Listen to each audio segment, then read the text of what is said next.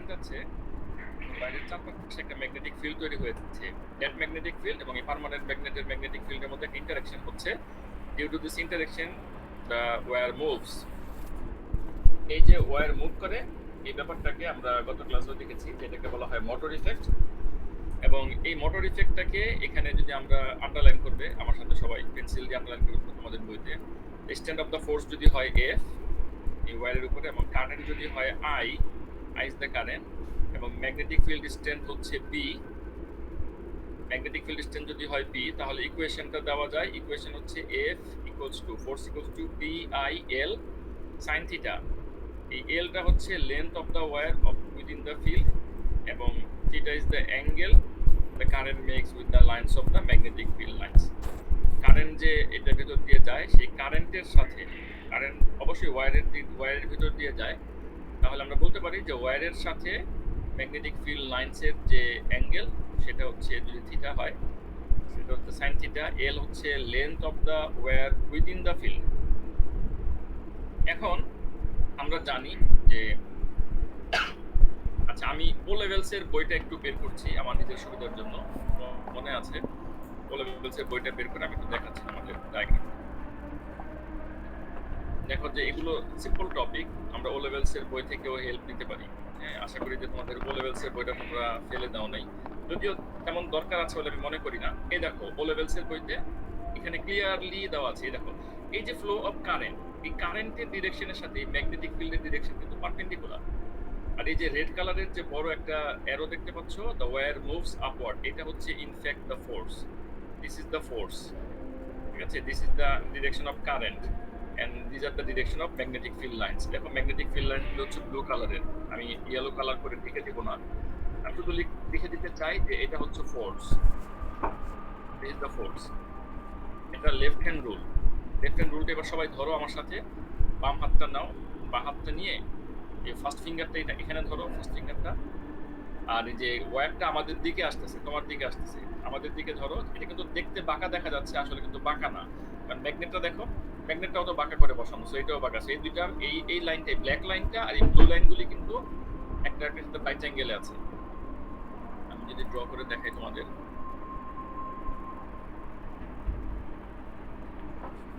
এই দেখো, এই যে এটা হচ্ছে কারেন্টের ডিরেকশন, এটার সাথে এটা কিন্তু রাইট অ্যাঙ্গেলে আছে। এই কারেন্টের ডিরেকশনের সাথে ম্যাগনেটিক ফিল্ড, এই দেখো রাইট অ্যাঙ্গেলে আছে। এটার সাথে এটা হচ্ছে রাইট অ্যাঙ্গেল, এটার সাথে এটা হচ্ছে রাইট অ্যাঙ্গেল, এটার সাথে এটা যেমন রাইট অ্যাঙ্গেল, তেমনি এই ফোর্স এটা উপরের দিকে প্রডিউস হয়েছে, ফোর্সের সাথে কিন্তু এই ম্যাগনেটিক ফিল্ড কিন্তু রাইট অ্যাঙ্গেল, ফোর্সের সাথে এই ম্যাগনেটিক ফিল্ড রাইট অ্যাঙ্গেল, ঠিক একদম ভার্টিক্যালি উপরের দিকে। এটা 2 ডাইমেনশন, হ্যাঁ, তোমরা না, ফোর্সের সাথে আবার এটা হচ্ছে রাইট অ্যাঙ্গেল। তো এই অবস্থায় এখানে একটা ফোর্স তৈরি হয়, এবং এই ফোর্সের ইকুয়েশনটা আমরা একমাত্র দেখলাম যে F equals to B. B হচ্ছে ম্যাগনেটিক ফ্লাক্স ডেনসিটি, তোমরা জানো এখন ম্যাগনেটিক ফ্লাক্স ডেনসিটি বি, এটা গত ক্লাস পর্যন্ত আমরা করেছি। আই হচ্ছে এটার ভিতর দিয়ে ফ্লো হওয়া যে কারেন্ট, সেটা হচ্ছে আই। এদিকে এটা হচ্ছে ম্যাগনেটিক ফ্লাক্স ডেনসিটি, কি পরিমাণ স্ট্রেংথ এই ফিল্ডের। এল হচ্ছে এই ঠিক ম্যাগনেটিক ফিল্ডের ভিতরে, এখান থেকে শুরু করে এই যে এই পর্যন্ত, মনে করো এতটুকুই হচ্ছে ম্যাগনেটিক ফিল্ড, এর বাইরে যেহেতু অ্যারো নাই, এর বাইরে নাই, ঠিক এতটুকুর লেন্থটা হচ্ছে এল। দেখো এই ডায়াগ্রামটা থাকার কারণে আমার বোঝাতে কত সহজ হলো। এবং সাইন থিটা, এখানে সাইন থিটা হচ্ছে, থিটা হচ্ছে যে 90 ডিগ্রি, কারেন্টের ডিরেকশনের সাথে ম্যাগনেটিক ফিল্ডের ডিরেকশন, তো এটা হচ্ছে এখানে 90 ডিগ্রি। যদি 90 ডিগ্রি আমরা বসাই সাইন থিটার ভ্যালু, তাহলে এটা কি আসে? তাহলে এই যে sine theta 90 degree equals sine theta equals to 1 আসে, sin 90 ইকুয়ালস টু 1 আসে। তখন এই ফর্মুলাটা রিডিউস হয়ে যায় F equals two BIL। F equals two BIL অত্যন্ত ইম্পর্টেন্ট, এই দুইটা ফর্মুলা এরকম বক্সে আটকাও, অত্যন্ত ইম্পর্টেন্ট দুইটা ফর্মুলা আমরা দেখে ফেললাম, এটাকে বক্সে আটকাও। এবং এখন এখানে একটা ম্যাথ আছে, ওয়ার্ড এক্সাম্পল। এই ম্যাথটার মধ্যে কি কি দেয়া আছে আর কি কি বের করতে বলেছে আমরা দেখি। এই ম্যাথটার মধ্যে দেখো যে কারেন্টের ভ্যালু দেয়া আছে, কারেন্ট যাচ্ছে 2 অ্যাম্পিয়ার, এবং ম্যাগনেটিক ফিল্ড হচ্ছে 0.5 মিলি টেসলা। এই মিলি টেসলাকে টেসলাতে কনভার্ট করতে হবে 10 টু দ্য পাওয়ার -3 দিয়ে মাল্টিপ্লাই করে। এবং লেন্থ আছে দেখো 5 centimetre of the wire, length হচ্ছে 5 centimetre of the wire.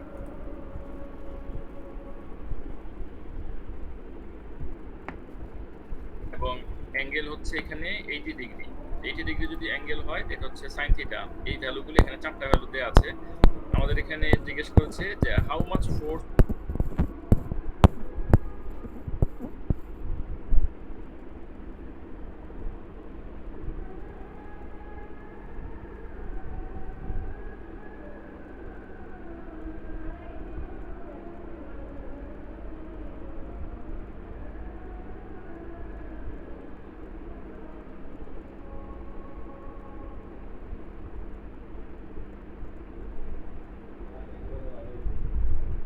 F equals to ma, a equals to f by m, we got the acceleration. এখন যেই কনসেপ্টটা আমরা একটু আগে পড়লাম, এই কনসেপ্টটা এটার জন্য আমাদের এখন কিভাবে বাড়ানো যায় এটা সেই আগের মতো increasing the current through the motor, এই যে F equals to BIL, এটা আমাদের কিভাবে বাড়ানো যায়? এটা বাড়ানো যায় এইভাবে, motor can be made more powerful. F যদি বাড়ে তাহলে এটা আরো বেশি পাওয়ারফুল হবে। এটা বাড়ানো যায় কারেন্ট বাড়িয়ে, increasing the number of turns of ওয়্যারের মধ্যে নাম্বার অফ টার্নস বাড়ালে আলটিমেটলি এল এর ভ্যালু বাড়বে। এল এর ভ্যালু বাড়িয়ে, কারেন্ট বাড়িয়ে এবং স্ট্রঙ্গার ম্যাগনেটিক ফিল্ড ব্যবহার করে। স্ট্রঙ্গার ম্যাগনেটিক ফিল্ড মানে হচ্ছে বিটাকে যদি আমরা স্ট্রঙ্গার করি, তাহলে এই তিনটা ফ্যাক্টরকে যদি এই তিনটা ফ্যাক্টর, সো আলটিমেটলি যে বিআইএল যদি আমরা বাড়াই, তাহলে ফোর্স বাড়বে এবং ম্যাগনেট তখন মোটর তো ফোর্স বাড়বে মানে কি, মোটরটা তখন জোরে জোরে ঘুরবে, মোটর কাজ করবে বেশি স্ট্রঙ্গার ওয়েতে। তো এই বিআইএলটা আমাদেরকে মনে রাখতে হবে যে বিআইএল বিল যদি বাড়ে, এই যে বিআইএল বিল যদি বাড়ে তাহলে আমাদের ফোর্স বাড়বে এবং মোটর হবে স্ট্রঙ্গার। এরপর আমরা চলে যাব যে ফোর্সেস অন পার্টিকেলস। পার্টিকেলের উপরে ফোর্স কি হবে, সবাই আন্ডারলাইন করো এটা, একটা পার্টিকেলের উপরে ফোর্স কি হবে এটা আমরা এখন পড়বো। একটা পার্টিকেলের উপরে ফোর্স কি হবে মানে এটা তোমরা একটা ছবি দেখতে পাচ্ছ, যে একটা পার্টিকেল যদি আমরা একটা ম্যাগনেটিক ফিল্ডের ভিতরে ছেড়ে দিই, আমরা এতক্ষণ দেখেছি যে ওয়্যারকে ম্যাগনেটিক ফিল্ডের ভিতরে যদি আমরা ছেড়ে দিই, একটা ওয়্যারকে যদি আমরা ম্যাগনেটিক ফিল্ডের ভিতরে রেখে দিই, তো ওয়্যারের ভিতর দিয়ে কারেন্ট যাচ্ছে, তখন there is a force on to the wire, এটা আমরা দেখেছি। এখন ওই ওয়্যারের ভিতর দিয়ে কারেন্ট যাচ্ছিল মানে আসলে ইলেকট্রন যাচ্ছিল। এখন সেই ইলেকট্রনকে যদি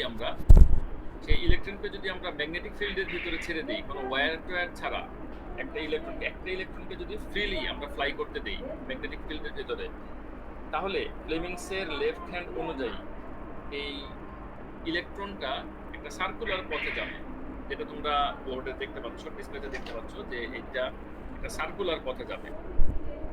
এটা সার্কুলার পথে যাবে একটা ইউনিফর্ম ম্যাগনেটিক ফিল্ডের ভিতরে ছেড়ে দিলে, এবং এটা আমরা এই ইলেকট্রনটা যে একটা সার্কুলার পথে যাবে, ঘুরতে থাকবে একটা ইউনিফর্ম ম্যাগনেটিক ফিল্ডের ভিতরে একটা ইলেকট্রনকে ছেড়ে দিলে। এটার জন্য আমাদের কিছু ইমাজিনেশন দরকার আছে। এবং তোমরা যে লেফট হ্যান্ড রুলটা আমি তোমাদেরকে একটু আগে পড়ালাম, যে লেফট হ্যান্ড রুল, এই লেফট হ্যান্ড রুলটা তোমরা আমার সাথে একটু তাল মেলাইতে হবে। লেফট হ্যান্ড রুলটা কি ছিল? আমি লেফট হ্যান্ড রুলের জন্য আমি আইজিসিএসই ও লেভেলস এর বইটাতে চলে এসেছি। দেখো সবাই একটু ভালো করে এই ছবিটা দিকে দেখো।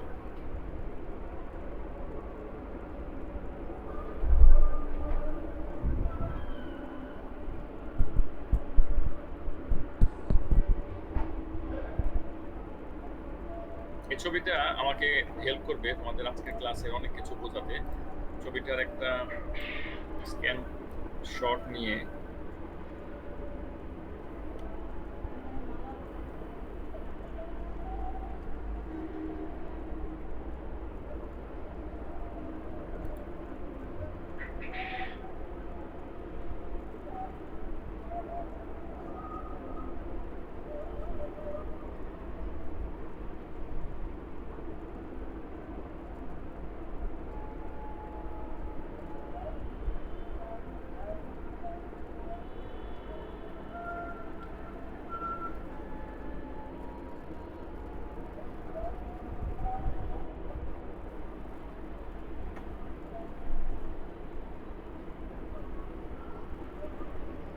আমি এখন কি পড়াচ্ছি বলতো?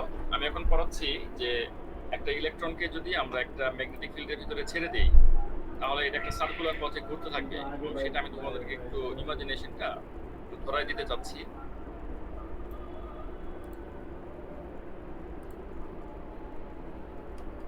এই জন্য আমার কয়েকটা ছবি লাগবে, বুঝছো? কয়েকটা ছবির জন্য আমি এই পদ্ধতিটা অবলম্বন করলাম। আরেকবার ঘোরাবো।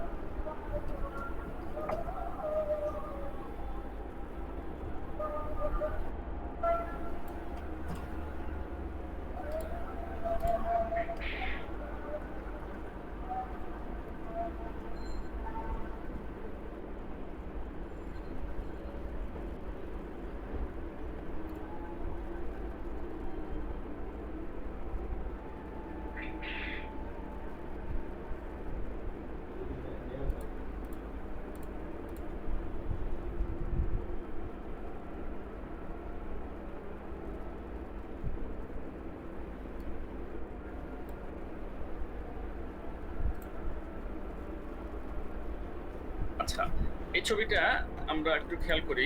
দেখো এখানে এই যে একটা ইলেকট্রনকে আমরা এখানে দেখো যে একটা ইলেকট্রনকে আমরা একটা ইউনিফর্ম ম্যাগনেটিক ফিল্ডের ভিতরে ছেড়ে দিয়েছি। এটা একটা যে সার্কুলার পথ ঘুরে আসবে, বুঝতে পারছো? সার্কুলার পথ ঘুরবে। এই সার্কুলার পথটা ইলেকট্রন ঘুরবে।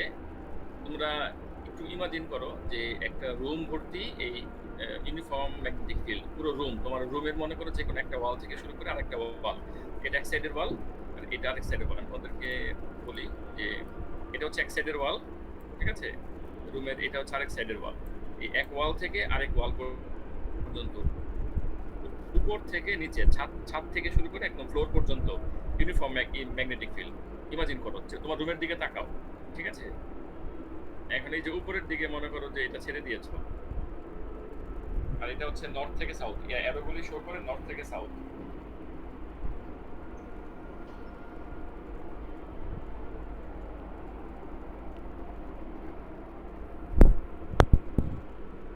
এখন এই ইলেকট্রনটা কোন দিকে মুভ করবে বলো তো?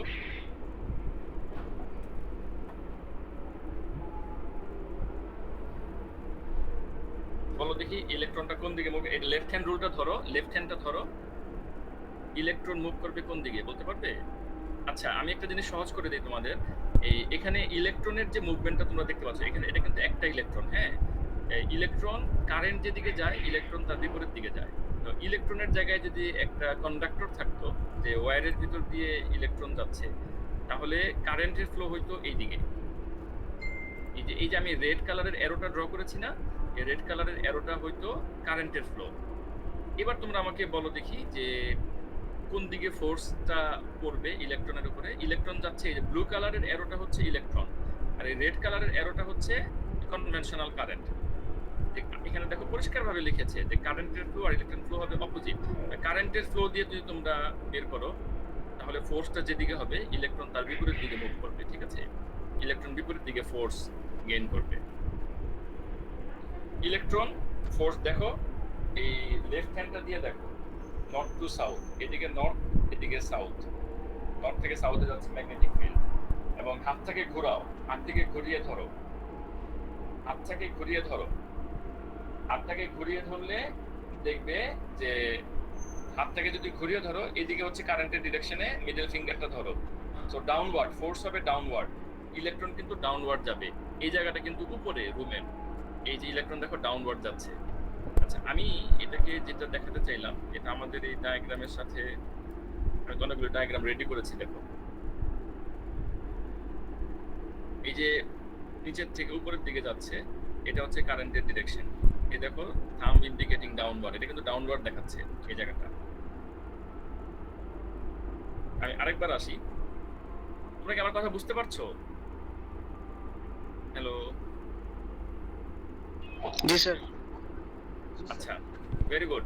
আমি আরেকবার মানে আমার ভিতরের যে আগ্রহটা, যে এটা যেন আমার বাচ্চারা বুঝে, আমার স্টুডেন্টরা যাতে এটা সহজভাবে বুঝে, আমি যেভাবে ইমাজিন করতে পারছি, মানে আমার কনফিউশনটা কোন জায়গায়, যে আমি যেভাবে চোখের সামনে এটাকে ঘুরতে দেখছি, এটা কিভাবে মুভ করছে, তোমরা এটা পারলেই হইলো আমার, ঠিক আছে? আমি এতটুকু চাই।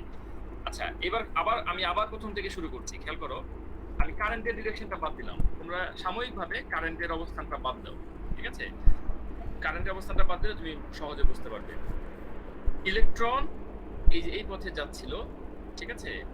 এখানে ম্যাগনেটিক ফিল্ড হচ্ছে, এটা হচ্ছে আমার ফার্স্ট ফিঙ্গার হচ্ছে magnetic field north two south, এবং ইলেকট্রনকে ছেড়ে দিলে ইলেকট্রনকে তুমি ধরো যে ইলেকট্রন, সবাই এই লেফট হ্যান্ডটা ধরো, লেফট হ্যান্ডটা ধরলে এখন এখানে ড্র করতে হবে এই ফিঙ্গারটা, এটা হচ্ছে নর্থ টু সাউথ, ঠিক আছে।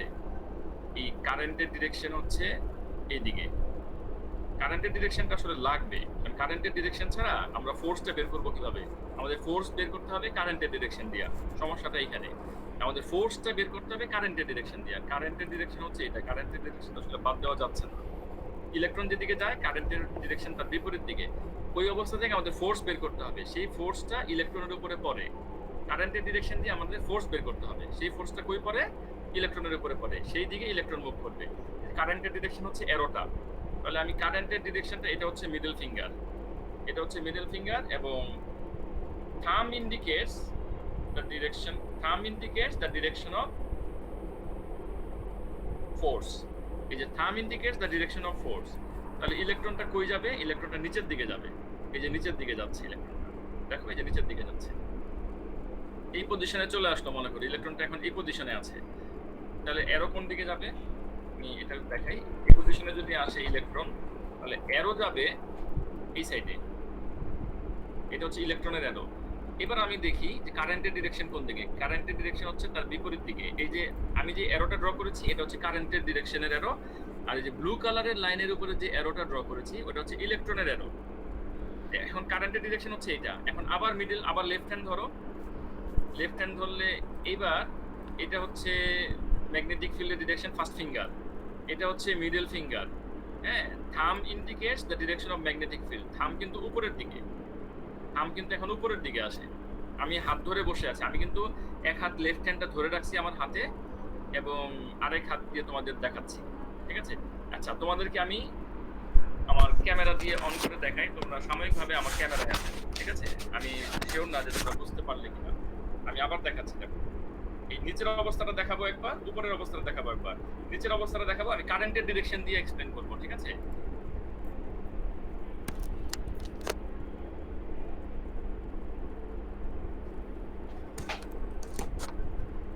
খেয়াল করো,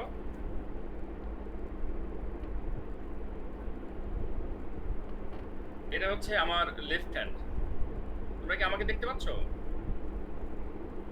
জি স্যার। হ্যাঁ, এই যে এটা হচ্ছে আমার লেফট হ্যান্ড, ঠিক আছে।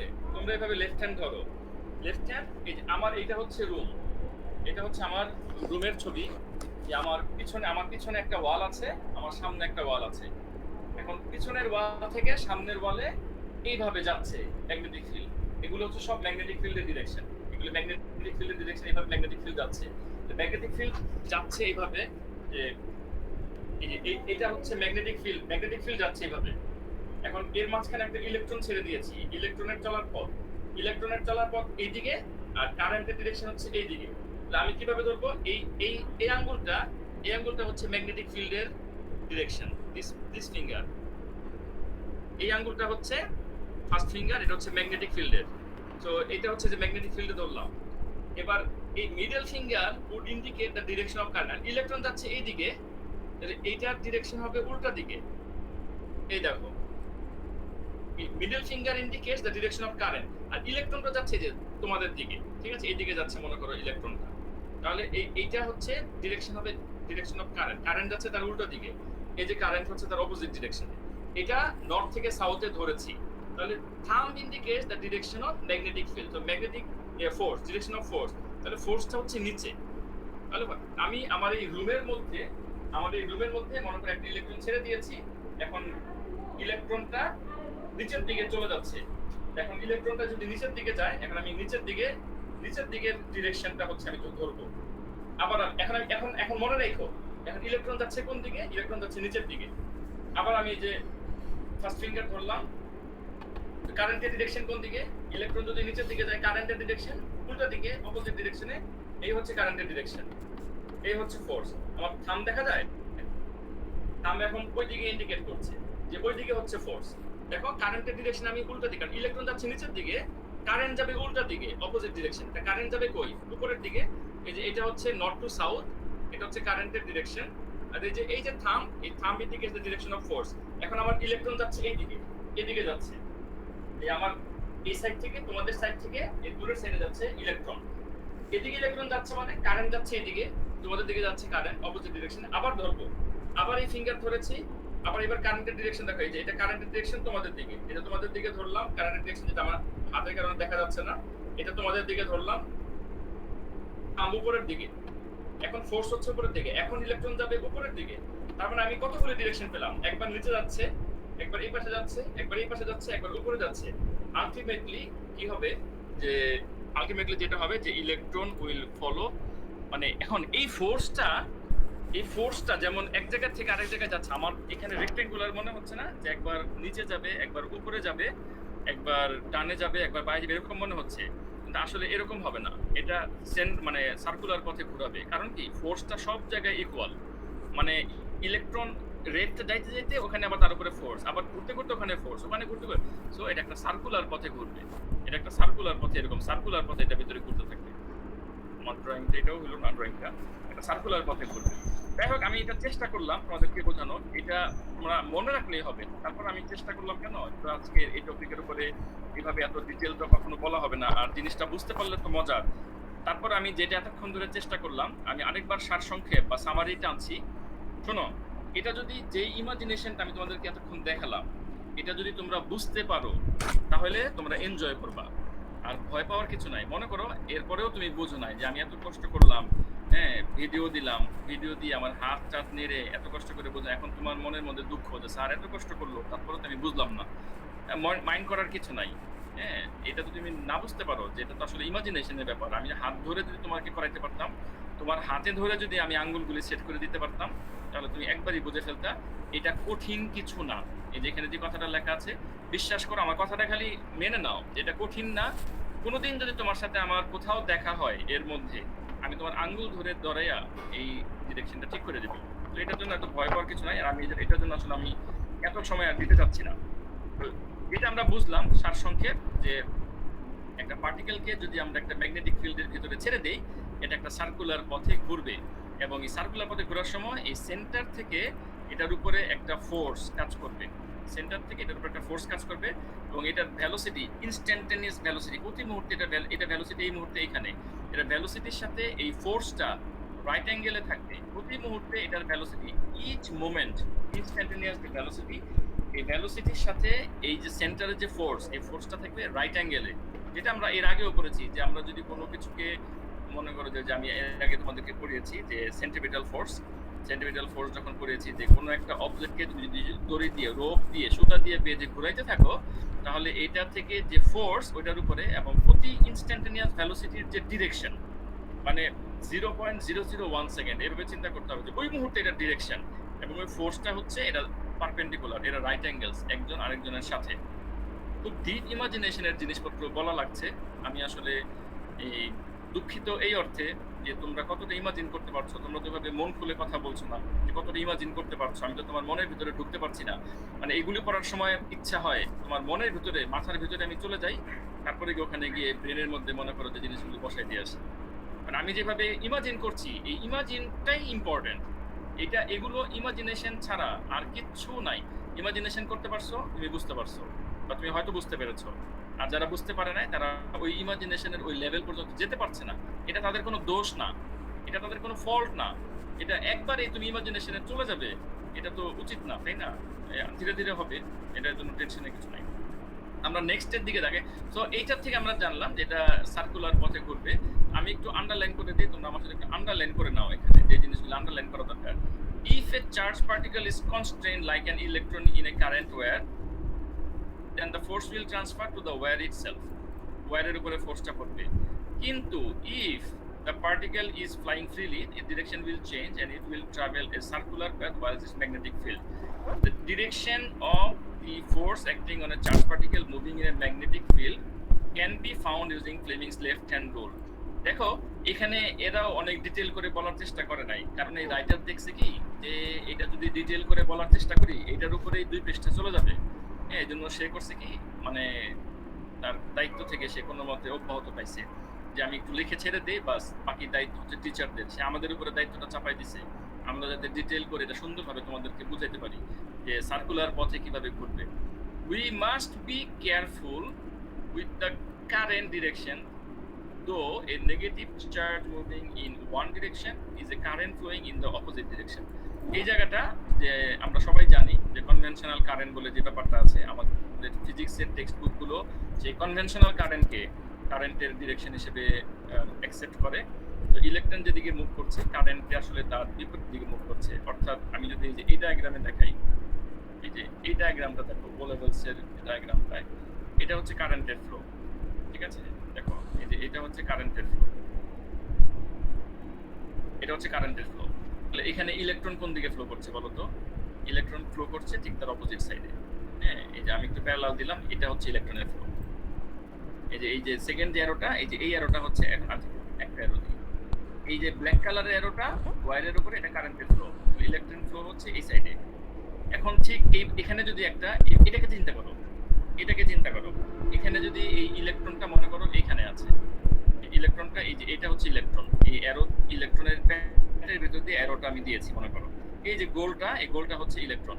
এখন ইলেকট্রন দেখতে তুমি পাচ্ছ ইলেকট্রন কোন দিকে যাচ্ছে, কারেন্ট কোন দিকে যাচ্ছে, তার বিপরীত দিকে। এখন আমরা যখন ফোর্সটা বের করব, আমাদের ফ্লেমিংসের লেফট হ্যান্ড রুল তো ইলেকট্রনের ডিরেকশন দিয়ে না, ফ্লেমিংসের লেফট হ্যান্ড রুল হচ্ছে কারেন্টের ডিরেকশন দিয়ে। তো এই ইলেকট্রনের উপরে কি পরিমাণে ফোর্স পড়ে আমাকে ওই কারেন্টের ডিরেকশন দিয়ে বাইর করতে হবে। আসল কথায় চলে আসছি, মানে এটা দিয়ে আমাদের কত সুবিধা হইলো এই ডায়াগ্রামটা দেওয়ার কারণে আমার এই এক্সপ্লেনেশনটা আমি করতে পারলাম যে কারেন্ট যেদিকে যাচ্ছে, যে ব্ল্যাক ওয়্যারের ভেতর দিয়ে ইলেকট্রন যাচ্ছে তার বিপরীত দিকে। এখন এই কারেন্টের ডিরেকশন দিয়ে হচ্ছে ফ্লেমিংসের লেফট হ্যান্ড রুল। কারেন্টের ডিরেকশন দিয়ে আমি ফোর্সটা কোন দিকে যাচ্ছে, উপরের দিকে যাচ্ছে। এই ফোর্সটা কে পাবে? এই ইলেকট্রনটা পাবে। তাহলে ইলেকট্রনটা কোন দিকে যাবে? এটা ফ্রিলি ইলেকট্রন যদি থাকে, ফ্রিলি ইলেকট্রন এই উপরের দিকে যাবে। ফ্রি ইলেকট্রন যেটা ফ্রিলি ঘুরছিল, ইলেকট্রনটা উপরের দিকে যাবে। আর যদি এই ওয়্যার থাকে, শুধু ওয়্যারটা উপরের দিকে যাবে। ফোর্স তো ফোর্সই, একটা ফোর্স তৈরি হবে, ফোর্স সবাইকে ধাক্কা মারবে, উপরের দিকে ধাক্কা মারবে। এটা হচ্ছে এই অবস্থা। ঠিক একই রকম ভাবে যদি এই পুরোটা একটা রুম ভর্তি এরকম ম্যাগনেটিক ফিল্ড হয়, তখন ইলেকট্রন যখন এই যে উপরের দিকে যখন যেতে নিবে, যেমন এটা আমি ড্র করলাম উপরের দিকে, এটা তো জাস্ট এতটুকু জায়গায় একটা প্লেনের মধ্যে ম্যাগনেটিক ফিল্ড, একটা প্লেন এতটুকু জায়গা, একটা কাগজের মতো জায়গা, অফসেট পেপারের মতো মনে করো, ছোট্ট জায়গার মধ্যে ম্যাগনেটিক ফিল্ড। কিন্তু এটা যদি ম্যাগনেটিক ফিল্ড, এটার উপরেও ম্যাগনেটিক ফিল্ড, এটার উপরেও ম্যাগনেটিক ফিল্ড, এটার উপরেও ম্যাগনেটিক ফিল্ড, এটার উপরেও ম্যাগনেটিক ফিল্ড, এদিকেও ম্যাগনেটিক ফিল্ড, এদিকেও ম্যাগনেটিক ফিল্ড, এদিকেও ম্যাগনেটিক ফিল্ড, এদিকেও ম্যাগনেটিক ফিল্ড, এটাও এদিকেও ম্যাগনেটিক ফিল্ড, আরো উপরেও ম্যাগনেটিক ফিল্ড। এটা উপরে যাবে কই? এখন যে এই যে উপরে যে রওনা হয়েছে, তখন তো আবার ম্যাগনেটিক ফিল্ডের সাথে সে বাড়ি খাবে, তখন আবার ডিরেকশন চেঞ্জ করবে, আবার ডিরেকশন চেঞ্জ করবে, আবার ডিরেকশন চেঞ্জ করবে। প্রতি মুহূর্তে direction change, direction change, direction change, direction change, direction change. Oh no, তখন সে যে একটা সার্কুলার পথ ফলো করবে।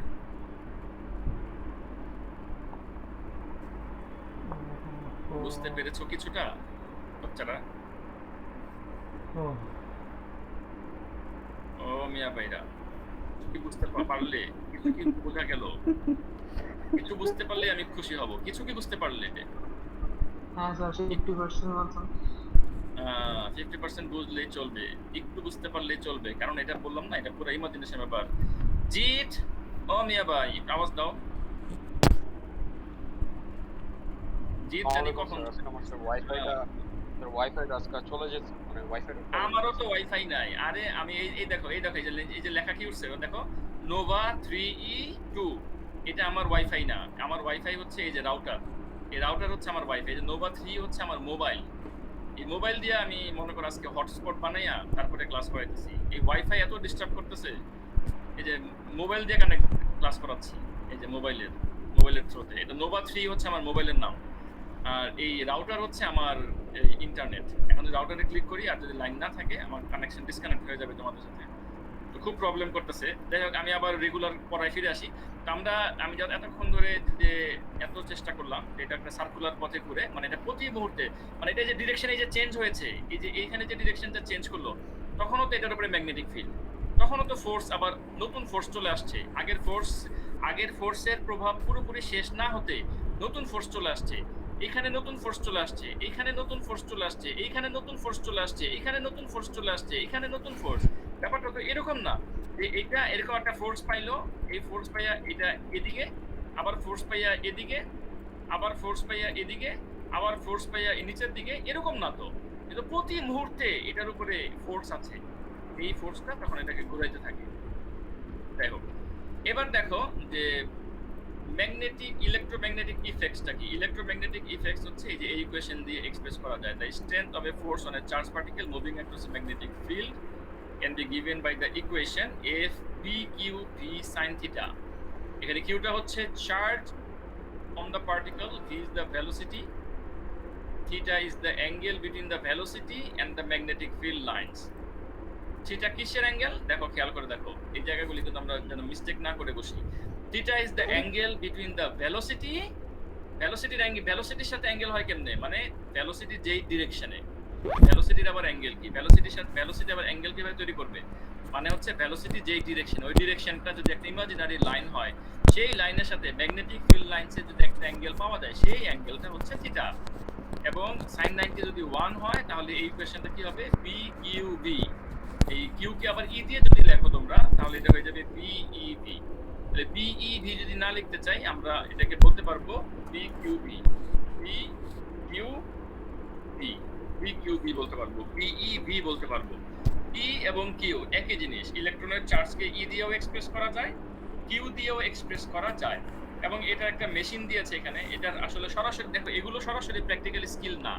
এটা যদি আমি এখানে আমাকে লিখতে হবে যে এটা হচ্ছে ইউনিট 6, কিন্তু এটা ওই অর্থে কোশ্চেন পেপারের সাথে তোমাদের কোশ্চেনের যে প্র্যাকটিক্যাল স্কিলের উপরে পরীক্ষার জন্য কোশ্চেন আসবে, ওইটা এটা না। এটা একটা মেশিন দেওয়া আছে, এখান থেকে ইলেকট্রন বের হচ্ছে এরকম একটা ফিল্ডের ভিতর দিয়ে। ওই দেখো ডিফ্লেকশনটা দেখা যাচ্ছে, এই যে ডিফ্লেকশনটা দেখা যাচ্ছে, সায়েন্টিস্টের একটা মেশিন আবিষ্কার করে রেখেছে। তো এইটার প্র্যাকটিক্যালটা কি? এটার প্র্যাকটিক্যালটা হচ্ছে এরকম একটা মেশিন কিনে নিয়ে আসবো। আমরা যখন এখানে অন করব, এখানে ক্যাথোড আছে ভিতরে, এই ক্যাথোড গরম হবে, মেটাল দেওয়া আছে, অটোমেটিক্যালি এখান থেকে ইলেকট্রন ফায়ার হবে। ইলেকট্রন ফায়ার হলে এই যে ভিতরে ম্যাগনেটিক ফিল্ড সেটআপ রেডি করাই আছে, এই দেখো সেটআপ। আমাদের এখানে কোনো কিছু রেডি, এটা হচ্ছে কিনতে পাওয়া যায় এই মেশিনটা। এখান থেকে ইলেকট্রন বের হবে, এখানে একটা ডিসপ্লে ম্যাগনেটিক ফিল্ডের ভিতর দিয়ে যাবে, এবং এই যে উপরে একটা কাচের ডিসপ্লে, ওটাকে সেই ডিসপ্লেটা তুলে ধরবে ইলেকট্রনের ম্যাগনেটিক ফিল্ড দিয়ে যাওয়ার যে রাস্তাটা। দেখো এই যে এটা সার্কুলার পথ, এই যে অলরেডি বাঁকা হয়ে গিয়েছে। So electron is following A circular পথ। সো এই মেশিনটা আমাদের হাতে থাকলে আমরা শুধুমাত্র এই এক্সপেরিমেন্টটা করতে পারবো। এটা ওই ধরনের এক্সপেরিমেন্ট না যে গ্রাফ পেপার আছে, মেজারমেন্ট আছে, আমরা কিভাবে করব, অ্যাপারেটাস আমরা কিভাবে রেডি করব, কোনটার কারণে প্রিসিশন কত হবে, এই ধরনের প্র্যাকটিক্যাল স্কিল কিন্তু এটা না। এটা এমন একটা প্র্যাকটিক্যাল স্কিল যেটা যদি আমাদের স্কুল ল্যাবরেটরিতে থাকে, টিচার জাস্ট তোমাদেরকে করে দেখাবে, তোমরা খালি দেখবা তাকায় তাকায় যে হ্যাঁ আসলেই রিফ্লেক্ট হয়, আসলে এটা সার্কুলার পথে ঘুরে যায়। তো এটার জন্য তেমন পড়ানোর কিছু নাই। তারপর এটা আমি বুঝিয়ে দিলাম যে এটার মিনিংটা কি, জিনিসটা কি আছে ভেতরে। চলে যাচ্ছি পরবর্তী টপিক। এখানে একটা প্রিকশন আছে যে মেশিন ইউজ করার সময় যদি আমরা পাওয়ার সাপ্লাইতে যাতে কোনোভাবে শক টক না খাই, আমাদের কানেকশনটা যাতে ইনসুলেটর দিয়ে ঢাকা থাকে, তার যাতে কোথাও কাটা ছিঁড়া না থাকে, আমরা যাতে ইলেকট্রিক শক না পাই, হ্যাঁ ইলেকট্রিক শক যাতে না হয়, সেই জন্য কিছু মেজারমেন্ট সেফটি নোট দেওয়া আছে। দেখো এই যে সেফটি নোট, হ্যাঁ সেফটি নোটগুলো আমরা সবসময় দেখে রাখবো।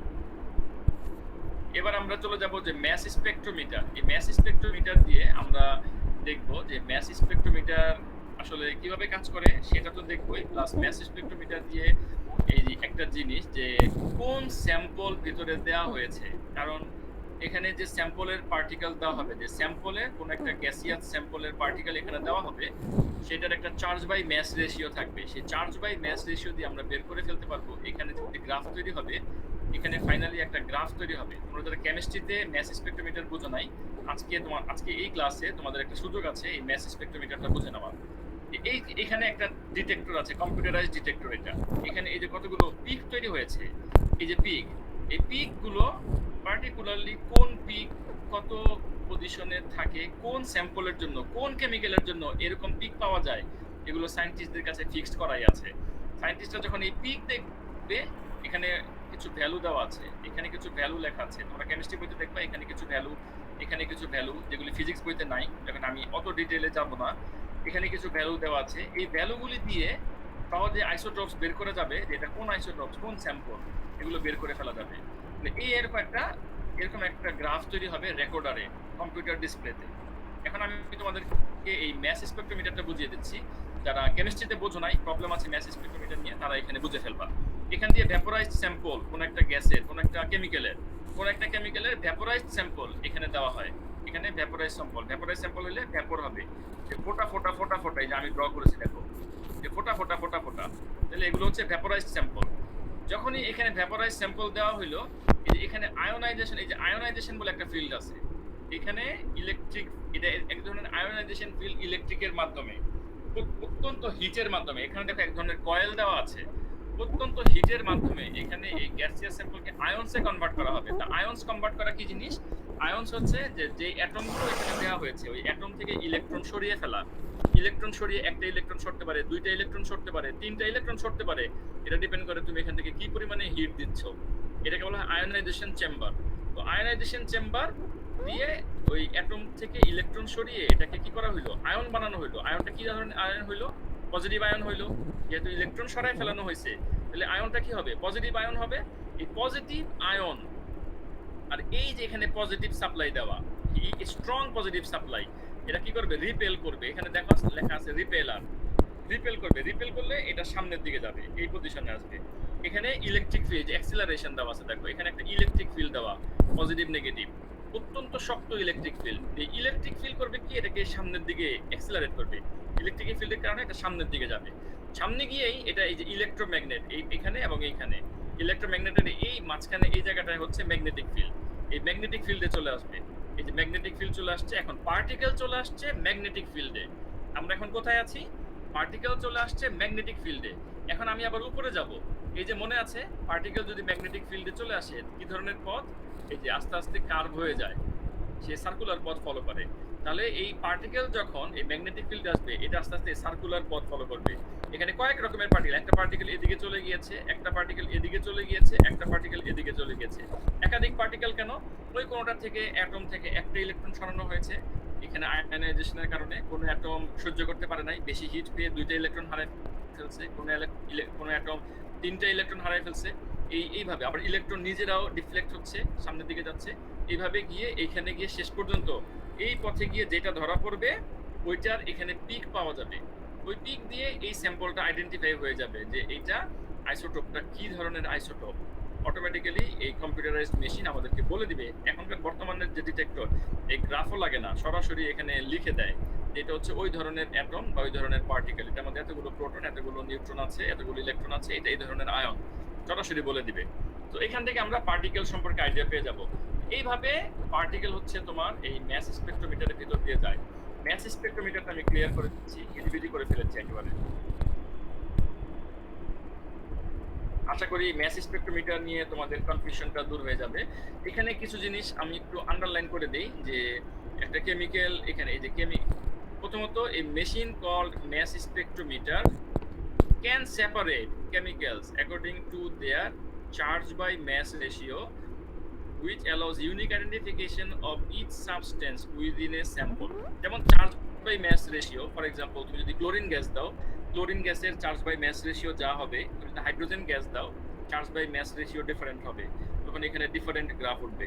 তুমি যদি এখানে অক্সিজেন গ্যাসের ভ্যাপর দাও, এখানে ডিফারেন্ট উঠবে। তুমি যদি এখানে অন্য কোনো একটা গ্যাসের সাবস্টেন্স দাও, মলিকুল বা অ্যাটমস গুলো দাও, তাহলে এখানে আবার ডিফারেন্ট হবে। মানে এই চার্জ বাই ম্যাস রেশিও তখন ডিফারেন্ট হবে। এই চার্জ বাই ম্যাস রেশিও দিয়ে এখানে যে গ্রাফটা হয়, সেখান থেকে আমরা আইডেন্টিফাই করতে পারি কোন কেমিক্যাল এখানে দেওয়া হয়েছিল।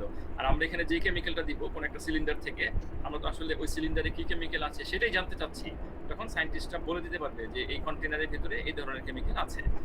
গেল এই chemical to be identified enters the machine, এটা হচ্ছে ডিটেইল আমি তোমাদেরকে এতক্ষণ যেটা বোঝালাম সেটা এখানে অল্প কথায় লেখা আছে। Chemical to be identified enters the machine and is ionized. This charge will then allow it to be accelerated into different ways within the mass spectrometer. An electric field increases its speed. এই যে electric এই যে অ্যাক্সিলারেশনটা হচ্ছে, then it experiences a force when it travels through the field of the electromagnet. মানে একটা magnetic ফিল্ডের ভিতর দিয়ে যাবে এবং ডিরেকশন চেঞ্জ করবে, এইভাবে ডিরেকশন চেঞ্জ করবে। কারণ হচ্ছে যে particle in magnetic field moves in a circular path. Circular path follow করতে গিয়া এটা ডিরেকশনটা চেঞ্জ করবে। এখন ম্যাগনেটিক ফিল্ড দেখো, ম্যাগনেটিক ফিল্ড অনেক বড় না, আমাদের রুমের মতো না, এটা সার্কুলার পথ। আর এখানে একটা বাইরে একটা টিউব লাগানো, পুরোটা একটা সিলিন্ডারের ভিতরে এক্সপেরিমেন্টটা। তো এটা তো ডিফ্লেক্ট হয়ে এই টিউবের শেপে যাইতে হবে। আর এই জায়গাটার বাইরে যখন চলে আসবে, তখন এটা ম্যাগনেটিক ফিল্ডের বাইরে, এখানে এসে সে আর কার্ভ হবে না, পাকাবে না, সোজা চলে যাবে, কারণ তখন তো ম্যাগনেটিক ফিল্ড নাই। কিন্তু স্পিডের কারণে সে সামনে চলে আসবে। এবার দেখো আমাদের এখানে যে ইকুয়েশনটা কি কি দিয়েছে, এখানে একটা ফোর্স দেয়া আছে, যে ফোর্সটা আমরা এতক্ষণ দেখলাম যে F = BQB। আজকে আমরা যে ফোর্সটা দেখেছি, এই ফোর্সটা হচ্ছে পার্টিকেলস এর উপরে। কোন পার্টিকেলস এর উপরে? এই যে ম্যাস স্পেক্ট্রোমিটারের উপরে। ম্যাস স্পেক্ট্রোমিটারের ভিতরে যে পার্টিকেলটা, সেই পার্টিকেলের উপরে যে ফোর্স, সেই ফোর্সটা হচ্ছে F = BQB। সেন্ট্রিপিটাল ফোর্স, যেটা একটা সার্কুলার পথে ঘুরে, আর একটা সেন্ট্রিপিটাল ফোর্স থাকবে। সেন্ট্রিপিটাল ফোর্স যেটা আমরা গত ক্লাসগুলোতে আগে দেখেছি, F = mv²/r। সো এই ফোর্সটা mv²/r কেও মেনে নিবে। তাহলে BQB = হবে এই mv²/r। এই দেখো, এই BQB = mv²/r। এটাকে রিঅ্যারেঞ্জ করে পাওয়া যায় যে q/m = v/br। q/m = v/br, এটা পাওয়া যায়। q/m = v/br। এখন এই ভিটা কত? এই ভিটা কত? এটা হচ্ছে ভেলোসিটি। আর এই বিটা কি? এই বিটা হচ্ছে ম্যাগনেটিক ফিল্ডের ডেনসিটি। এই যে ম্যাগনেটিক ফিল্ড, এই ম্যাগনেটিক ফিল্ডের স্ট্রেংথ হচ্ছে বি, এবং এখানে এই যে সার্কুলার পথটা ফলো করছিল, অল্প একটু সার্কুলার পথ, এটা যদি একটা সার্কেল হইতো, তাহলে সেটার রেডিয়াস কি হইতো? সেই আর এর ভ্যালু এই মেশিনটাই আমাদেরকে দিবে। আমরা যখন এই মেশিনটা কিনে নিয়ে আসবো, এই মেশিনটাই আমাদেরকে বলবে যেখানে কত পাওয়ার ইউজ করলে আর এর ভ্যালু কত হবে। এই জন্য এই বি এবং আর নিয়ে আমাদের কোনো টেনশন নাই। এটা the charge by mass ratio indicate the particles involved. So